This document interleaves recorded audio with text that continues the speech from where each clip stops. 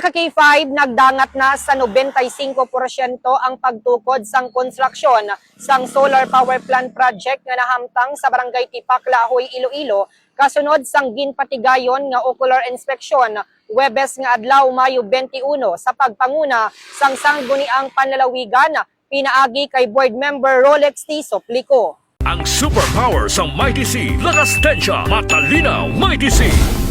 Sa exclusive interview sang K5 News sa Tamsara kay board member Soplico iagin kakibot matapos nahibaluan nga ang building permit sang proyekto bago lamang na issue sang Mayo 7, 2026 apisar nga madugay na ginatukod ang amo nga solar planta. Suno sa iya dapat matapos anay ang pagproseso sa mga kinahanglanon nga permit antes magsugod ang construction.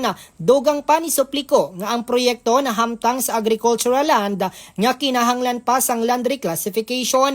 Apang ginpahayag man sang board member nga dako ini nga bulig para sa mga pumuluyo bangod posible nga makapabuhin ini sang konsumo kag presyo sang kuryente sa tion nga mag-operate na ang proyekto. Nahibaluan nga ang proyekto ginlunsar sang Hulyo 11, 2025 pinaagi sa ginpatigayon nga groundbreaking ceremony nga ginpangunahan ni Department of Energy o kon DOE Secretary Sharon Garina. Ang proyekto may kabugusan nga pondo nga nagabalor sang 611,464,639.78 pesos kagin panagiyahan sang Joy Nostald Solaris Incorporated. Sa karon nagahingyo si board member Soplico nga sundon gid ang nagakaigo nga proseso kag regulasyon antes magpatigayon sang amo sini nga mga proyekto. Magapasa man ini sang committee report agod mahibaluan ang desisyon sa mga ahensya kag sang CLUP may kaangtanan sa proyekto nga nagasakop sang 17 ka hektarya nga duta. Well, very fruitful, no? Naglibot kami, nagsulod kami sa